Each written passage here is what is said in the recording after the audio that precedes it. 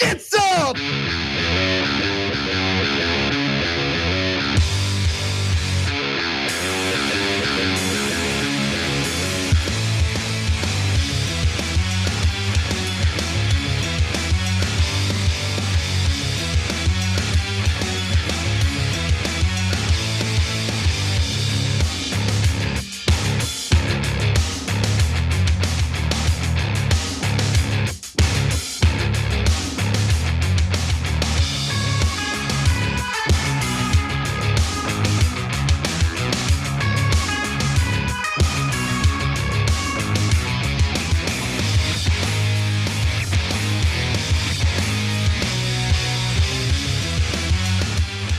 All right, welcome to Young Turks. Cenk, Uygur, and Kasparian, back from a lovely Thanksgiving break with lovely news, kind of, as usual. Really? International news, national news, some things that the Republicans are doing wrong, of course. So we've got all of it for you guys. Anna. Well, we begin with international news, a story that was developing last week, but it's really blowing up today, so let's discuss. Thousands of demonstrators are angry with COVID lockdowns, many of them calling for democracy and political freedoms and an end to President Xi Jinping's regime. Police have responded to the unrest with brutality, chaotic scenes of protesters being dragged, shoved, and beaten. Protests are rare in China. However, over the last few weeks, people have taken to the streets to protest the zero COVID policies that take place in China. And of course, those policies mean that even with the vaccines available, certain parts of the country will shut down if there is an outbreak and people have to quarantine.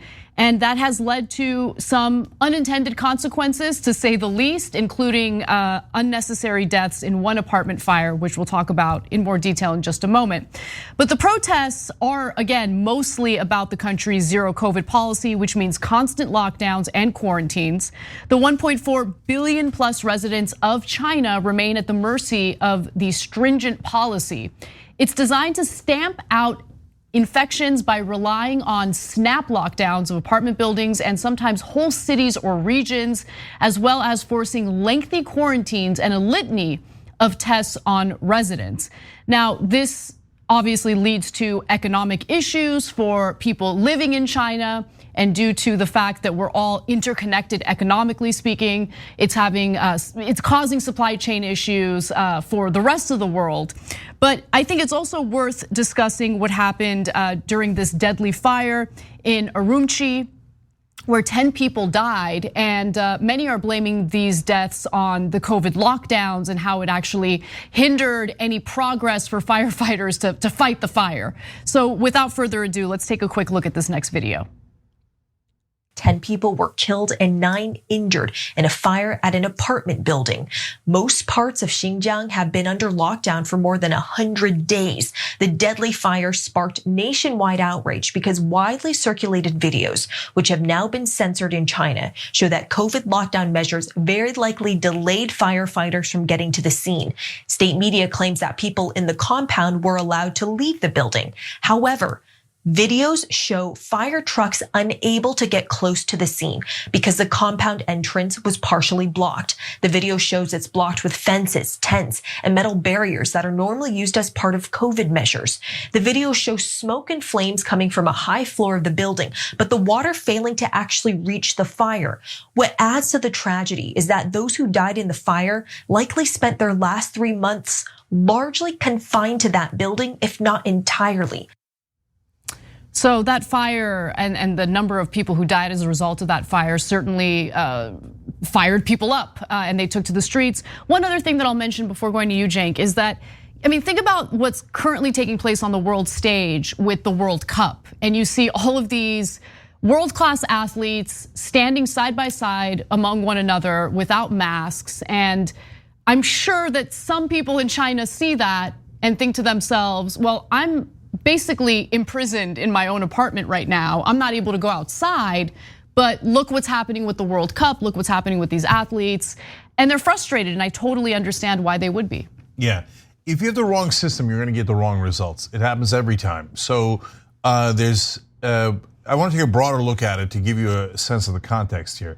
So in the case of COVID, Sweden had the wrong system, so did Florida. Don't worry about it, hopefully things will work out.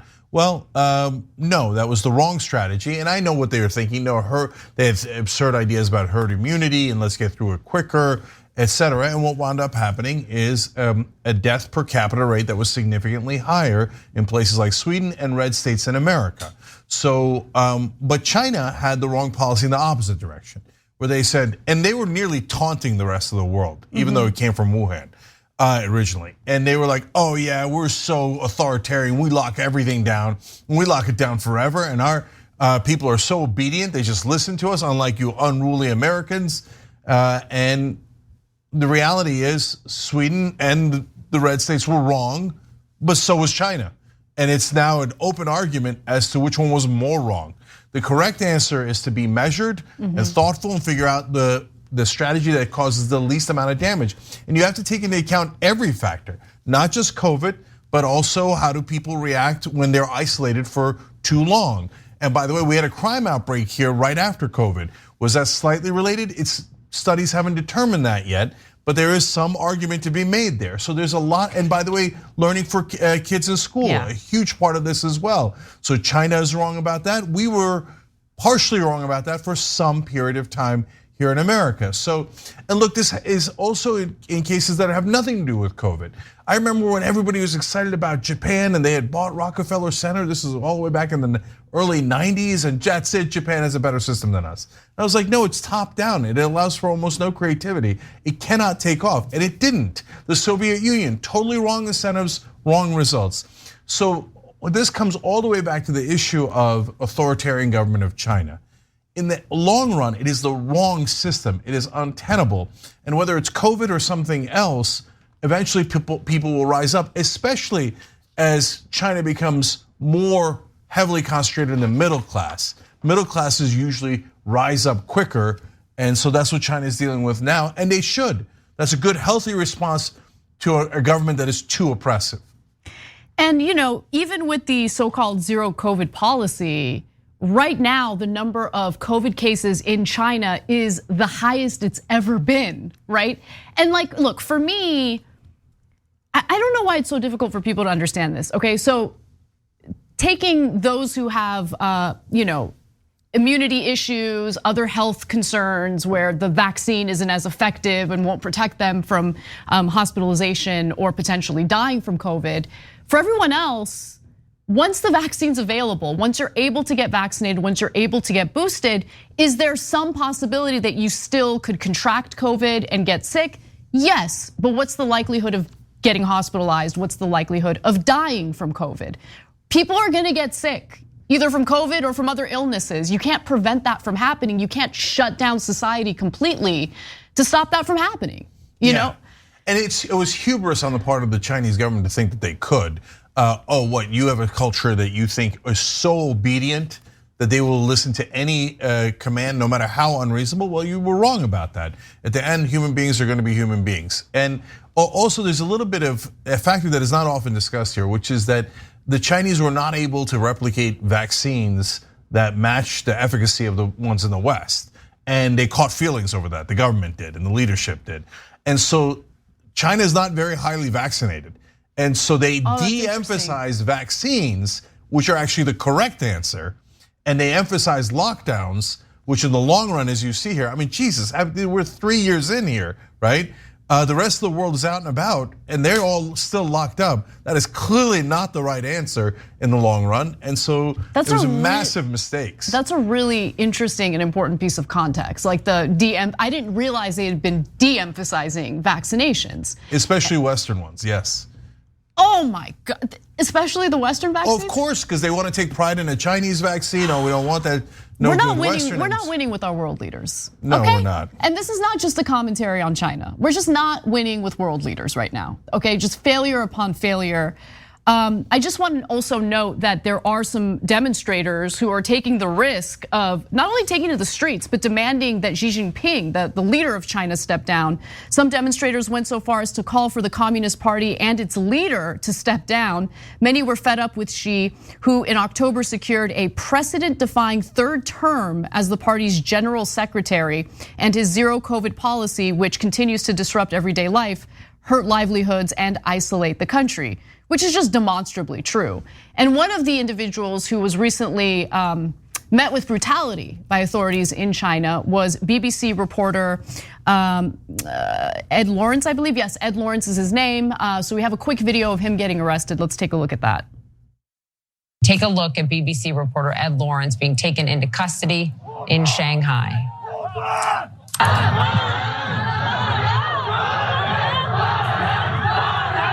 Again, that is a journalist. Look what police are doing to him, taking him into custody. The BBC, the outlet he works for, says that Lawrence was kicked and handcuffed for hours. And the BBC released a statement in response to that saying the BBC is extremely concerned about the treatment of our journalist Ed Lawrence, who was arrested and handcuffed while covering the protests in Shanghai. He was held for several hours before being released. During his arrest, he was beaten and kicked by the police. This happened while he was working as an accredited journalist. So, look, we have brutality issues here in the United States in response to protesters. Journalists get caught up in that violence all the time. So I don't wanna pretend like that doesn't exist in the context of the United States. With that said though, it doesn't help the Chinese authorities to meet journalists with that kind of brutality as these protests are going on. Yeah, and so what's happening is also the cracking of the facade of the Chinese government, doing things that are horrible behind the scenes and then smiling to international audiences. What, us? Where the fire broke out is the Xinjiang province where they have Chinese government is running concentration camps of Muslims. So that beating that you saw of the reporter is nothing compared to what's happening to Muslims in China as we speak. Over 1 million Muslims in concentration camps. Now it's also true that we have our own issues here in America. For example, I talked about wrong systems. We have one of the worst systems in the world in money and politics. We allow open bribery of our politicians. That wrong system led to the wrong result of all of our politicians being completely corrupt and never serving our interests. And that is why, by the way, you have both Black Lives Matter protests and the Capitol riots. So both sides super frustrated. Why? Because both Republican and Democratic politicians never ever do what their voters want them to do because we have institutionalized corruption here. So finally, protests, other than violent ones that get out of hand like happened on January 6th, are generally a wonderful thing because it's a very rare outlet, whether you're in China, Iran, or America, to let the people in charge know at the end of the day, there is a wave of people here. And the one thing you cannot stop is a wave of humanity. So go out there and show them what you got. And I think the people doing it in China are incredibly brave. Well, speaking of Iran, we've got a lot of news to get to when it comes to the World Cup and the upcoming match between the United States and Iran. So let's get into it.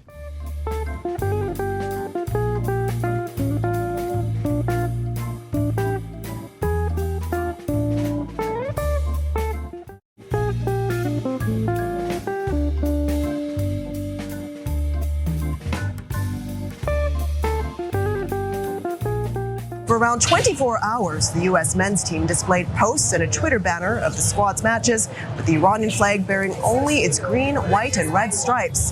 Then last night, those images were removed and the emblem is back on the flag. A spokesperson for the US Soccer Federation explained the modified flag was meant to show support for women's rights as protests shake Iran. Iran and the United States are set to play against each other during the World Cup this week, and there's already been quite a bit of controversy leading up to the game.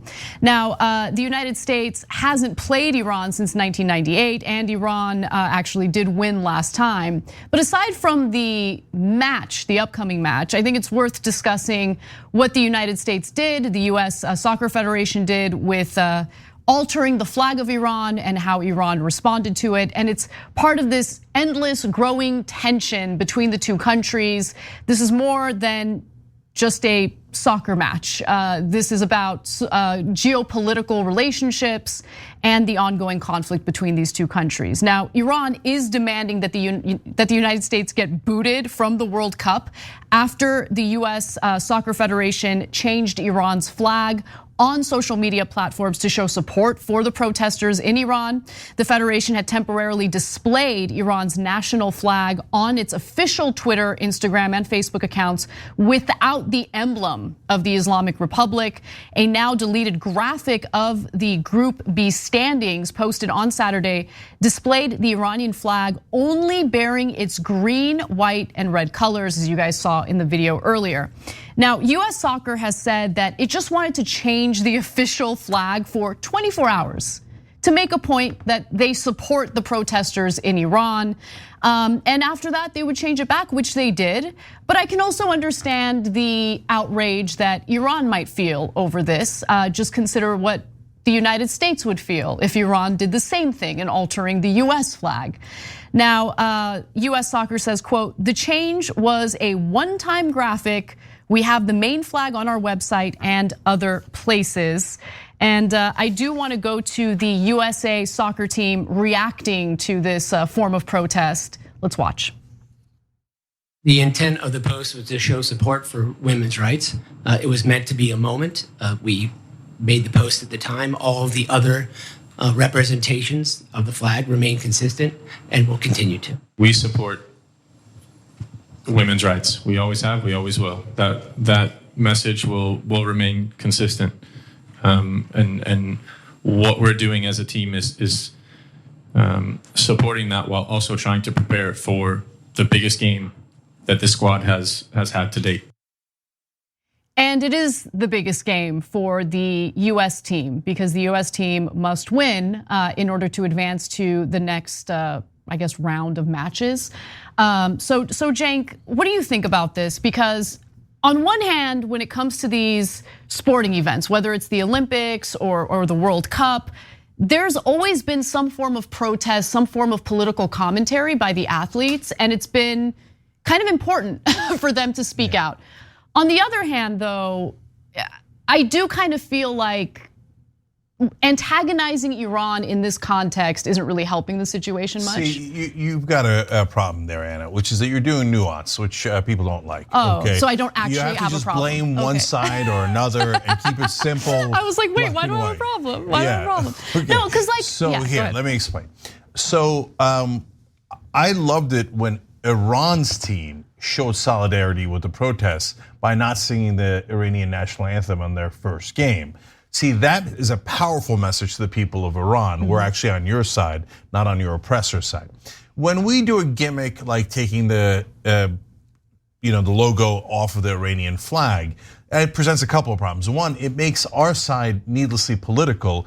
Number two, it makes it look like America's meddling in their own internal affairs, which is not helpful, it's counterproductive, right? And number three, some people might take offense at the fact that it's removing something Islamic. I don't think that's the intent at all, okay? Yeah. But people are gonna find a reason to find offense at things like that, right? And then it takes us off the moral high ground, and then Iran gets to say America should get kicked out. When in reality, this bracket here is a really fascinating bracket, both in terms of soccer and geopolitics, right? This is what I'm calling the revolution bracket, okay? Because you've got America against England. Well, we did a revolution against them. By the way, Wales is also in there, so you could throw England and Wales together for Great Britain. And America and Great Britain helped to do a coup and a revolution in Iran, which led to a counter-revolution. And now we're in the third round of that potential revolution because of what we started in America and England against Iran. So each of these games, I mean, the America-US thing, England thing is not as loaded obviously anymore now that we're very strong allies. But each of these games has a really interesting historical and political backstory to it. But the one that's most obvious is the one that's coming up tomorrow.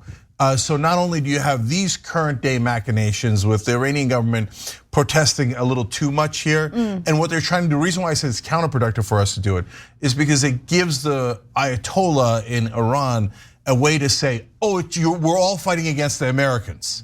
And especially as they're about to play a very emotional game where both teams, basically World Cup is on the line, right? It's basically an elimination match, a de facto one. So the Iranians are gonna be really pumped up against America. And this allows the oppressive government to go, you see how America disrespects us and what they did to our flag. And it becomes counterproductive when we're trying to get the Iranian side to be with the protesters and support a democratic revolt, let's say, in Iran. And while this isn't necessarily directly related to the unrest and protests that are taking place in Iran, the United States also lacks moral high ground in regard to its geopolitical conflict with Iran, considering we're the ones who pulled out of the Iran nuclear deal under the Trump administration. Iran was following all of the rules that went along with that Iran nuclear deal, and we were ensuring that they weren't developing nuclear weapons. Trump pulls out and then immediately implements all of these crippling economic sanctions on Iran. So that's all to say that while the United States and certainly the US State Department likes to position itself as the group that has the moral high ground here, in reality, if they genuinely have concern about the people being brutalized in Iran, the lives of women in Iran, they should probably consider the impact of those sanctions on the people of Iran, especially during the pandemic, where obviously they needed resources to keep people safe and alive. So anyway, that's a little bit of a sidetrack, but I think it's important to bring it up in this context. With that said, though, maybe we should take tomorrow off to watch the match. That's not I really do want to watch the match, and I'm not really a sports person. So yeah, no. I'm gonna find a way to keep it on the second screen. Let's keep it real. Lord, okay, so listen, guys. Last things on this. In sports now, common lingo is revenge match. So when Tom Brady plays the Patriots, it's a revenge match. His revenge match. This is a revenge match in all directions, because we can consider it a revenge match for the hostages. They could consider it a revenge match for Soleimani. Remember, we killed their top military leader. Oh yeah, that too. Yeah, and but by the way, half of Iran probably cares about that. The other half is like, whatever, right? Because they're revolting against their own government that Soleimani was a part of. But Anna's right. The real, this is, you'll never see in the news, but the real revenge match part of it for Iran is the sanctions that has been brutalizing the country. And by the way, that we, America, are completely wrong about. And then last note is on the soccer itself. The US team, for the first time ever in history, in my opinion and the opinion of a lot of others, is an exciting team. It's a young, exciting team that is not stale and boring and plodding as all the other American teams have been. And they almost beat England. And so, on the other hand, Iran's a young, exciting team. So it's kind of a revolution within soccer. No, I'm serious. This time around, there's a lot more parity throughout the world. Before, the bigger teams would just dominate and steamroll. But this year, everybody's beating everybody. Japan's beating Germany, Saudi Arabia's beating Argentina. And Brazil beating Serbia? Could you believe it? Yeah, that one's a little bit more believable. And then Iran beating Wales 2-0 after we lost to Wales. After the US tied Wales. And so it's topsy-turvy in both in football, as the rest of the world calls it, and in politics. So the whole world should be watching tomorrow. And both sides are, like I said, playing for their lives in the World Cup. And one of them will advance to the round of 16 and be an exciting team. So pretty much everything's on the line in this match. We got to take a break, but we're not done with Iran. When we come back, an Iranian reporter accosts a US soccer player. We'll tell you how.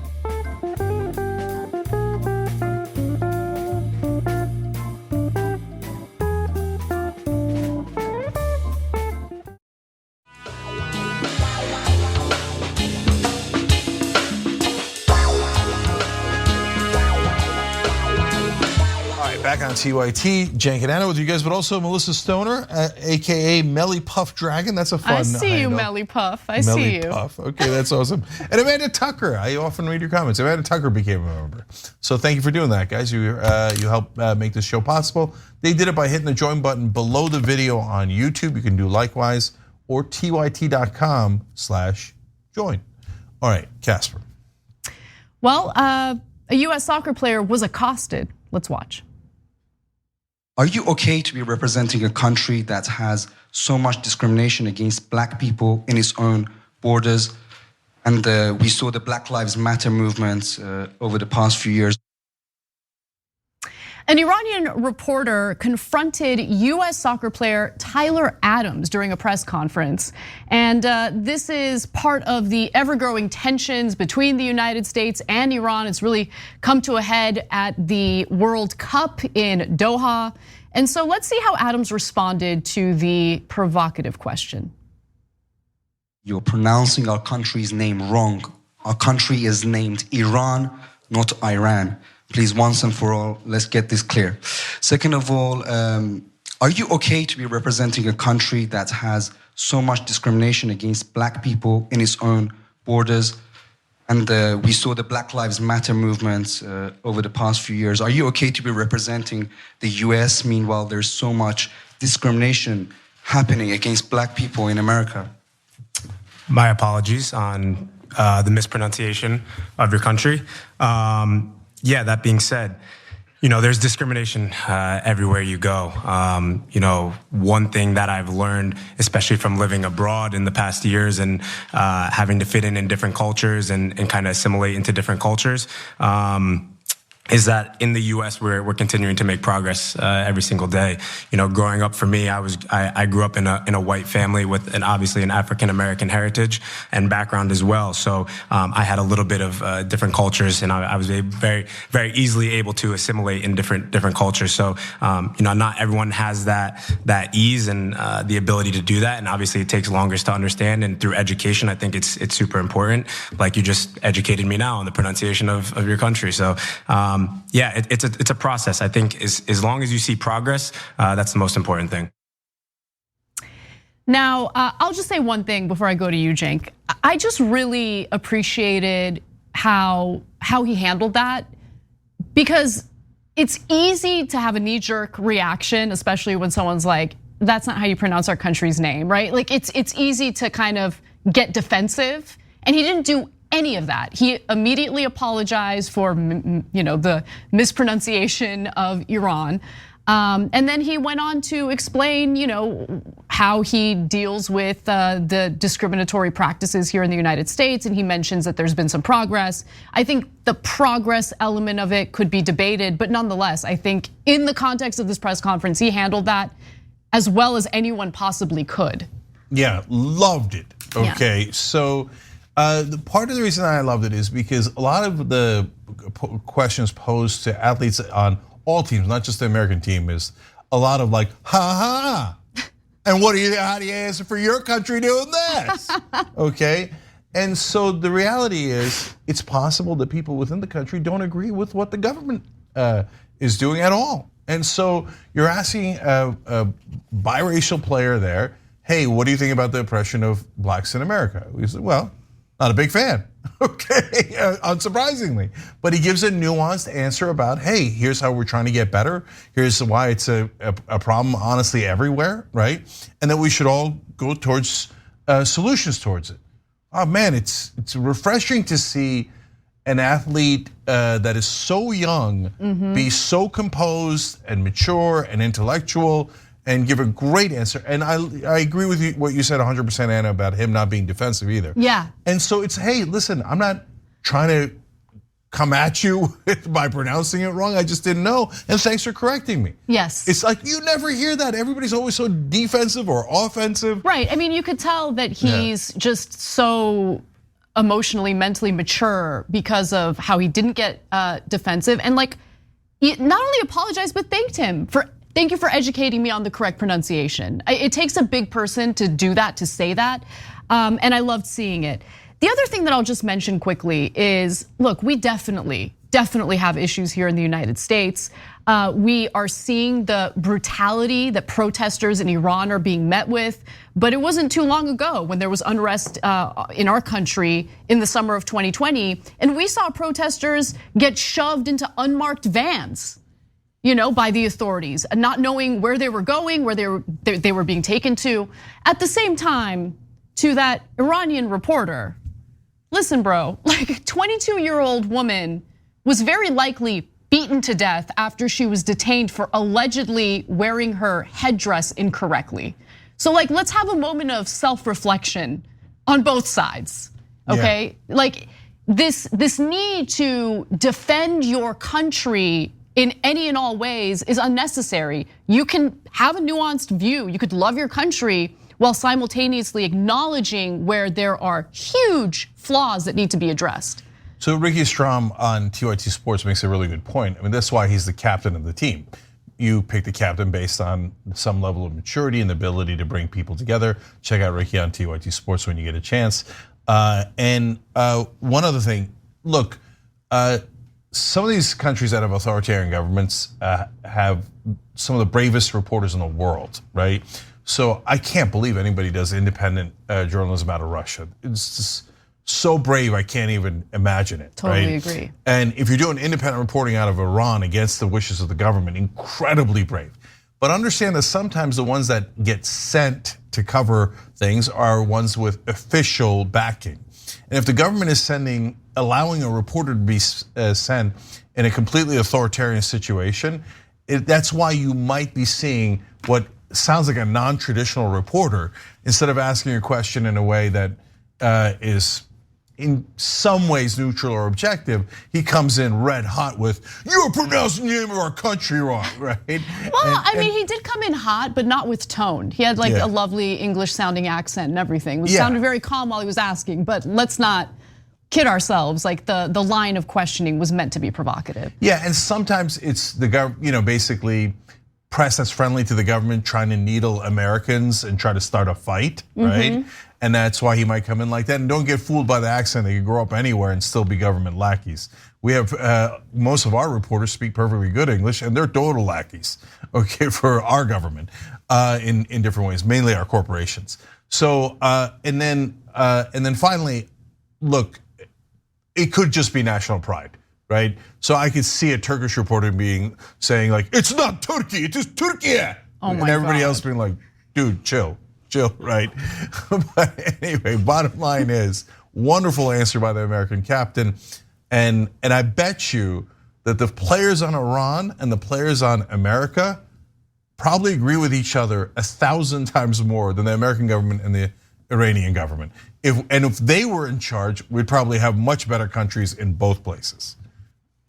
All right, well, let's switch gears a little bit and talk a little bit about some domestic politics, including gun control and the now growing problem of certain counties across the country refusing to enforce gun laws.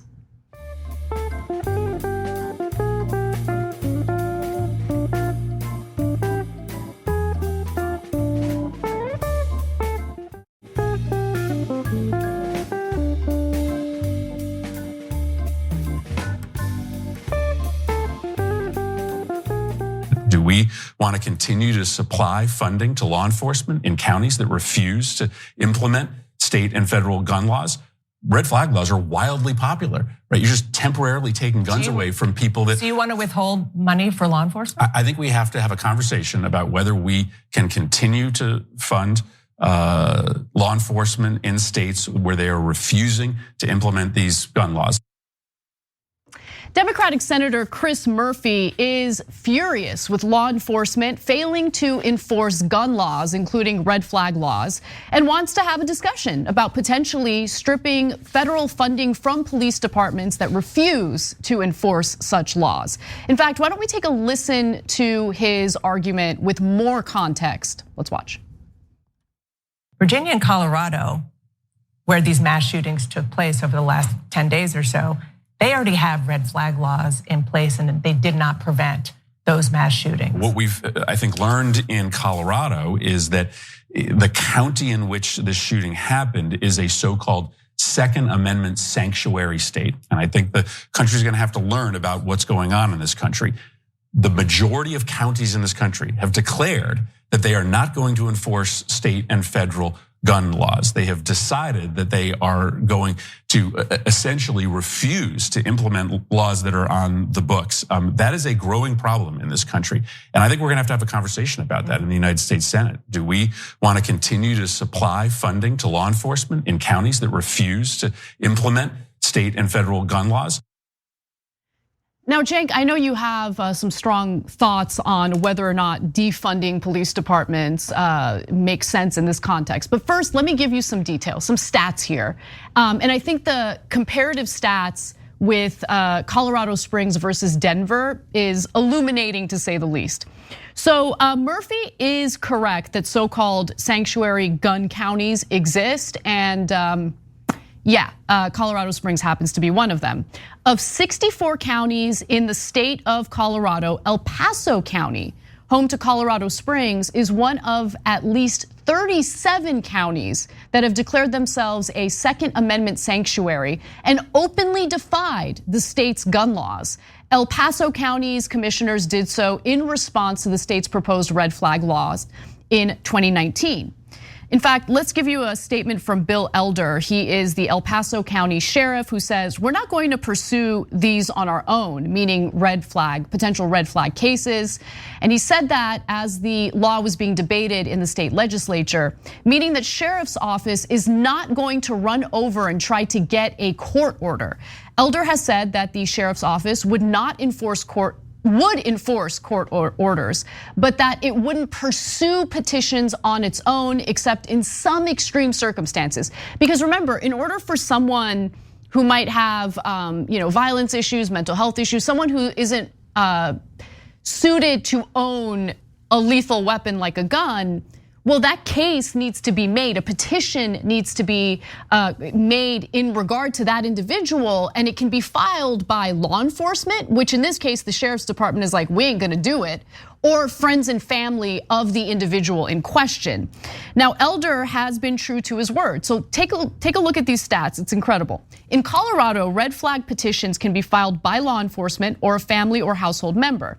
An analysis of court records by 9 News found that between January of 2020, when the law went into effect, and November of 2021, just 39 risk protection order petitions were filed in El Paso County, the most populous county in the state with more than 737,000 residents. Only 8 of those petitions, or 21%, were granted. And guess what? Not a single one of them was filed by law enforcement. Again, that's in El Paso County, where Colorado Springs is. By contrast, in less populous Denver County to the north, law enforcement and family filed 63 petitions, and judges issued a risk protection order in 79% of those cases. Of the 50 orders approved, 47 were filed by law enforcement. So Murphy has a point here. When he says that the majority of counties in the United States are sanctuary counties, that's not true. We don't know that. But we do know that at least, as I mentioned earlier, there are 37 counties that have declared themselves gun sanctuaries. Cenk. Yeah, so there's 3 different issues in this story. Issue number 1, should the local authorities abide by red flag laws? Of course they should. And this is a perfect example of, unfortunately, what happens when they don't. This Yahoo, Sheriff Elder, thought, well, gun rights are the most important thing. I'm gonna interpret the Constitution on my own, okay? And I say, screw protecting people. Okay, that guy, by the way, that guy threatened to kill cops and said he had a bomb and he was gonna blow up the whole house and God knows what else in the neighborhood. And that idiot sheriff is like, I don't see a danger. I think you should be allowed to own guns. Okay, so not enforcing red flag laws is a disastrous idea. Number 2, this idea of the sanctuary cities. Okay, so now remember, guys, shoe on the other foot, you always have to be ideologically principled, okay? Because there's sanctuary cities in regards to immigration laws, okay? And those are on the left. So what is the correct standard for sanctuary cities? It has to apply to both, right?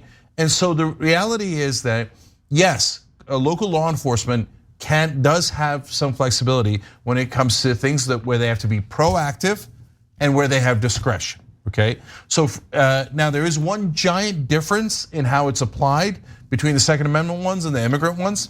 In the case of the sanctuary cities and immigrants, what the local authorities, and remember it's the cops that are mainly saying it, are saying, no, we don't want to ask for their papers and do the law enforcement job, not of ours, but of the federal authorities and immigration divisions within the federal government, right? And the reason we don't want to do it is if I'm going to investigate a rape or a murder or something else, and they're worried that I'm gonna ask for their papers, they're not gonna talk to me. Exactly. So the cops need that as a tool to protect everyone, not just immigrants, but the non-immigrant community too. In the case of the Second Amendment one, the local cops, sheriffs mainly, are saying, yeah, this puts the community in greater danger. And it puts even me and my guys in greater danger. But I don't care. Because of my personal opinion about the Second Amendment, I'm gonna say I'm not gonna follow it. Now, does he have the authority to not follow it? Well, I think he does, under the same concept of sanctuary cities when it comes to immigrants. But is it the correct decision? No, it is not the correct decision, because all of those sheriffs are purposely choosing to make their communities unsafe. And that's exactly what happened in Colorado, right? And then the last part of it is the framing. And that's the politics, not the policy, right? When it comes to the politics, there's a lot of ways to frame this so that you put the onus on the sheriffs and make them look like bad guys, which they are, right? But instead, Chris Murphy framed it as, if they don't do as we tell them, we're gonna take away funding from cops, which sounds like defund the police, which is an electoral disaster. Okay, so you could say, no, Cenk, I love it, and we should run into an issue where it polls at 20%, and we should choose to lose elections because of that. But I would disagree, okay? Can I just jump in real quick?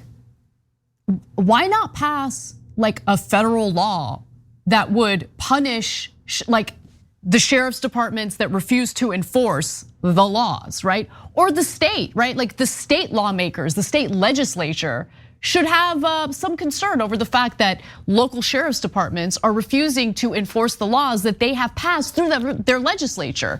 Like this whole thing about, okay, this is our default one-size-fits-all response to cops we don't like, let's defund them.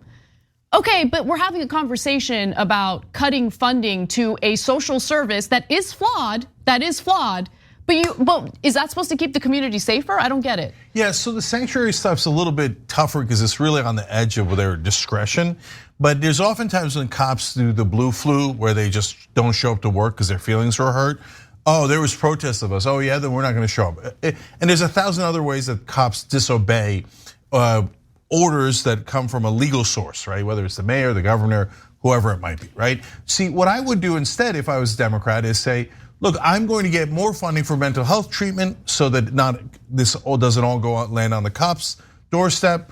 I might even do more funding for police depending on the situation, but it would be tailored towards things that are actually lead to reform, right?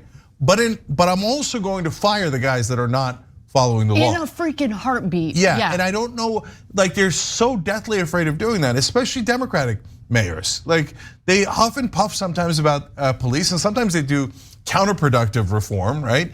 But what they never do is actually hold the police accountable. I've never seen it, never, right? So when you say, hey, there's a guy who's not the cops in general, not making the community feel unsafe. No, that guy and that guy and that guy are not doing their jobs. They're fired. They're fired. It's that simple. But when it comes to cops, they get so nervous. Oh my God, they have a strong union, and oh my God, the publicity will be bad. Well, grow a pair and be a leader. Yeah, and look, there is a difference between a police department and a sheriff's department because a sheriff is elected. And here in Los Angeles, a ballot measure just passed, during the midterm elections that indicates that the Board of Supervisors can basically do away with the elected sheriff if he's found engaging in any kind of misconduct, right? Now, I don't know how I feel about that ballot initiative overall because an unelected body of people making that kind of decision about an elected individual doesn't make me feel too great. But at the same time, I do think there needs to be some system of checking an elected sheriff who's refusing to do his job, which is definitely the case when it comes to this particular sheriff in El Paso County, Colorado. All right, we have to take a break. When we come back, we've got more news for you, including the now infamous Nazi dinner that Trump attended during the Thanksgiving break. We'll be right back.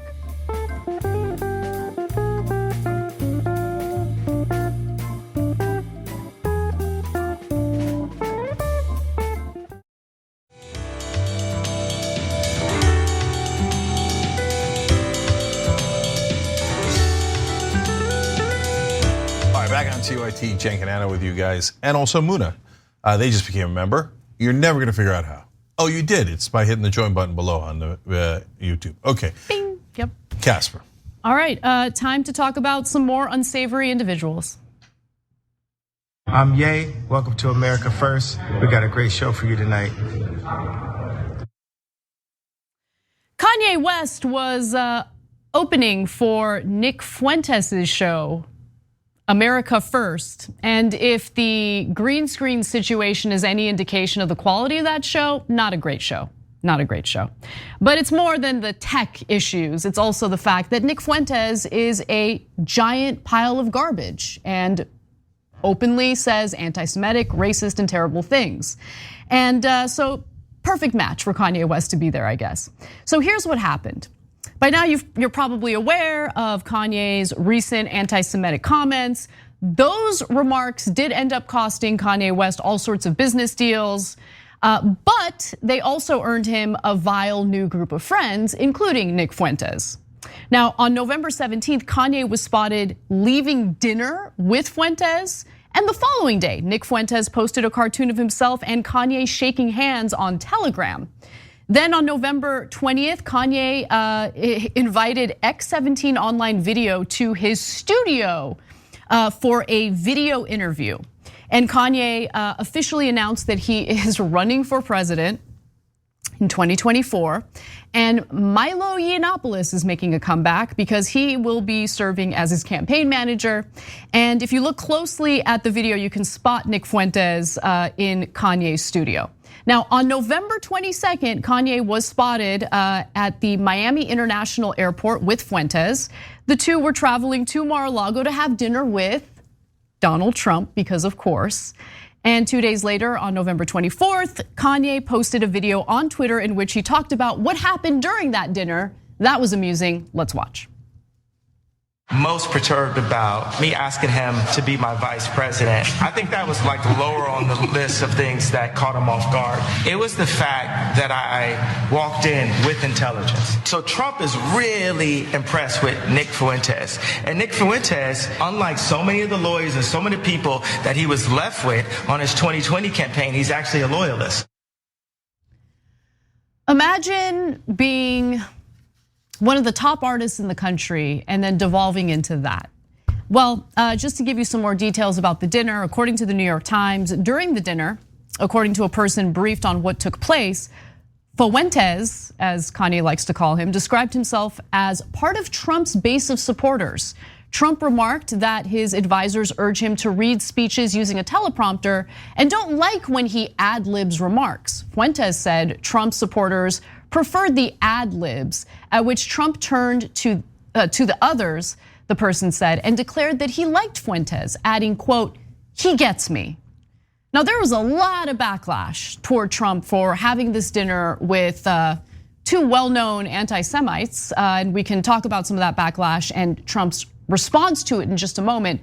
But Cenk, this, in my opinion, is the least surprising development of all time. I feel like 2024 is gonna be, in some ways, a repeat of 2016. Yeah. Well, look, Trump's a white nationalist, and everybody keeps getting surprised that he hangs out with white nationalists. Yeah, exactly. So remember, during Charlottesville, they chant, "The Jews will not replace us," and he said there's very fine people on both sides. So we're surprised that he's meeting with like neo-Nazis. He said that there are very good people on that side. And I know what the big difference is from the Trump people. No, he was saying that about the people who loved the Confederate generals that whipped and murdered and lynched black people. He said they were really good people on that side, celebrating those wonderful guys. No difference to me, none, okay? He celebrates vile racists and bigots, both from the past and today. Okay, so now when it comes to Nick Fuentes, so you understand why people are flipping out about him as opposed to the many other hateful people that Trump have met with. He has said that all the Jews should be thrown out of the country. He denies the Holocaust. By the way, he also says awful things about black people, of course. He says the military should occupy black cities, etc. But Kanye, being the self-hater clown that he is, he's like, oh, you think black people are inferior? Oh, great, wonderful. I got this great guy, Nick Fuentes, and I'm gonna bring him to the other clown that I know, and it's a three-ring circus. And by the way, guys, think about it, okay? So maybe some of you think, well, look, man, I don't know who a friend brought to a dinner the other day. Yeah, but that's because you're a rando, right? He's the former president of the United States. Shouldn't there be some process by which people are vetted. Remember, Yeah. he had top secret and might still have some top secret documents at Mar-a-Lago. Neo-Nazis are walking in like la la la la la, no big deal, walking around the place, no security, nobody stopping anybody, and they just go sit down and have dinner with Trump. I know he's escorted by Kanye, but also Kanye is an obvious, admitted anti-Semite. Yeah, so let me actually get to Trump's response to the critics. And one of those critics, by the way, happens to be his Vice President, Mike Pence. We'll get to that in a moment. And one of his critics is Ben Shapiro, who I'm going to magically agree with for the first time ever. So first, here's what Trump posted on Truth Social. He's been melting down ever since the backlash began. Ye, formerly known as Kanye West, Jesus Christ, was asking me for advice concerning some of his difficulties, in particular having to do with his business. I mean, that's one of the biggest mistakes Kanye West could make. We also discussed, to a lesser extent, politics, where I told him he should definitely not run for president. And then he quotes himself, "Any voters you may have should vote for Trump." Anyway, we got along great. He expressed no anti-Semitism. Oh, well, on that night. Okay, well, thank you. And I appreciated all of the nice things he said about me on Tucker Carlson. Why wouldn't I agree to meet? Also, I didn't know Nick Fuentes. I mean, I just knew that Kanye West had said a ton of terrible anti-Semitic things publicly and regularly. And I agreed to have dinner with him, but I didn't agree to have dinner with Nick Fuentes, allegedly. By the way, you're a former president. Don't you have Secret Service? And wouldn't Secret Service, wouldn't you be informed to some extent on who Nick Fuentes really is? You're just willy-nilly meeting with randos at Mar-a-Lago. Really? Really? So a couple of things about that. Nick Fuentes is unfortunately relatively well known. Marjorie Taylor Greene and Paul Gosar have done events at his white supremacist conferences, and that was in the news a lot, right? Number two, Kanye is a mentally unwell person. When he brings a guy you don't know to dinner with the former president, not just Trump, but Secret Service, to Anna's point, should be like, whoa, whoa, whoa, we don't know this guy at all. And he's being escorted by a well-known lunatic, right? But the problem is everybody in the house is a lunatic. And so they're having a conversation inside an asylum. So as they're bouncing off the white walls, right? They're saying weirdo stuff to each other, but Trump assures us that at that dinner, Kanye was not at all anti-Semitic. Thank God. And I mean, that makes it all better, right? Yeah. Okay, let me give you more from. But hold on, let me just say one quick thing about that. So when Trump says the last part of that comment, but he said nice things about me on Tucker Carlson, why wouldn't I want him? That's all that matters. Think about it, guys. He's saying, oh, you could wish DEFCON 3 on all Jewish people, and you could praise Hitler several times and say you look up to him. But as long as you say nice things about Trump, Trump likes you, because Trump doesn't care about anyone but himself. You could be the most racist, anti-Semitic, bigoted piece of crap in the world, and as long as you like him, he's good with you. And to be fair, he proved that already with Kim Jong-un, the worst dictator in the world. And he said, he wrote me a nice letter, so I like him now. In fact, he says he loves him. Trump said also on Truth Social, quote, "So I help a seriously troubled man," meaning Kanye West, "who just happens to be black, yay, Kanye West, who has been decimated in his business and virtually everything else, and who has always been good to me." That's always the heart of what he thinks about people, right? Are they good to me? "By allowing his request for a meeting at Mar-a-Lago alone so that I can give him very much needed advice." He shows up with 3 people, 2 of which I didn't know, the other a political person who I haven't seen in years. I told him, don't run for office, a total waste of time, can't win. Fake news went crazy. Okay, so let's show you why people would, I don't know, not be so happy with Trump meeting with Kanye West and Nick Fuentes. Let's take a look at this compilation video. This is just a little taste of who Nick Fuentes really is. Maybe just get rid of Congress altogether after that happens. Here's the pathway. We have one more election where white people can make the decision. The white people got to make the right decision, and then Trump's got to get in there and never leave. I don't believe in democracy. I do not believe in universal suffrage. I don't support women's rights. I don't support LGBT rights. I believe in race and gender essentialism. I'm Catholic. I'm a Catholic reactionary. I believe that organized Jewry is extremely influential in the United States. We need to go back to burning women alive more. The Jews had better start being nice to people like us, because what comes out of this is going to be a lot uglier and a lot worse for them than anything that's being said on this show or has been said on this show. These left-wing people, in their heart of hearts, they know they're wrong because, like, they know that black people are violent. You know, I will say, hey, black people are violent. And then they'll go, I bet you wouldn't say that in front of a black person. Why? Because they're a thug that'll hit me. Hitler was a German statesman. Not even joking this much, I would prefer Taliban rule in America to this. You want to know why? Because at least if black people were fighting at the airport, they would get their hands cut off. Gee, I wonder why people would be upset that Trump would take a dinner meeting with someone like Nick Fuentes. And I don't believe for a second that Trump didn't know who Nick Fuentes was. I don't believe for a second that he didn't expect Nick Fuentes to be there. I just don't buy it. I don't believe it. This is what he does all the time. It's always the BS plausible deniability line. Well, the first thing I tweeted over the weekend when I first saw that was like, Bernie Sanders doesn't accidentally wind up at a dinner with white supremacists. Right. You know why? Because he doesn't know any white supremacists. He doesn't know any bigots. He doesn't know the anti-Semites. Not to say that he doesn't know a single person and is unaware of it, right? But it's that Trump hangs out with people like that all the time. Kanye West is the best known anti-Semite in the country at this point. It's not like it was like a surprise to him. Would an anti-Semite bring another anti-Semite to dinner? Very, very, very likely. Okay, so that's why he's like, oh golly gee, did the guy who hates Jews bring someone else who hates Jews? Oh God, I couldn't have seen that coming. I mean, come on, this is absurd. And if you notice, they keep referring to Kanye running for president. Who cares? I mean, the guy's gonna get 3 votes like he did last time. He's a literal lunatic, okay? But for them, since they live in an asylum, that's a perfectly rational conversation. And Kanye asked Trump to be his VP. Cuckoo for Cocoa Puffs, right? Not completely detached from reality. Oh, he and didn't then like Trump, that. you could tell in his 2 comments, caught feelings over that. And he's like, well, I was giving him business advice. Dude, you had 6 bankruptcies. Everything is in an alternate reality, like where he's a great businessman. You've lost all $400 million twice. 2 different times you lost $400 million. You're the worst businessman in America. But in his world, he's like, and I wanted to tell Kanye, now of course he shouldn't run for office because I'm running for office and he's gonna take voters away. Guys, you're having a nonsense conversation. The real issue is you're all deeply hateful pricks.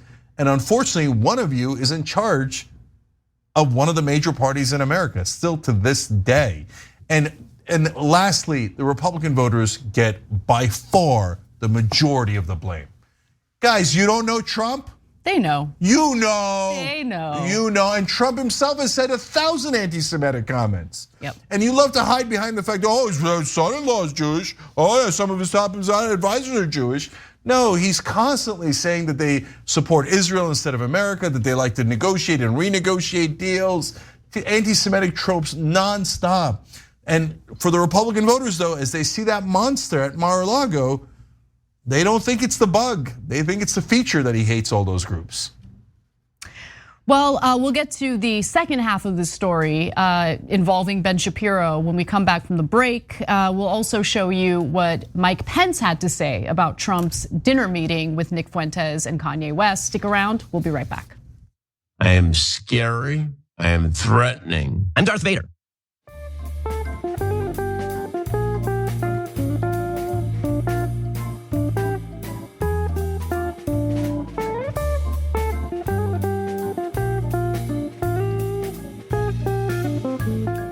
Thanks for listening to the full episode of The Young Turks. Support our work, listen ad-free, access members-only bonus content, and more by subscribing to Apple Podcasts at apple.co/TYT. I'm your host, Cenk Uygur, and I'll see you soon.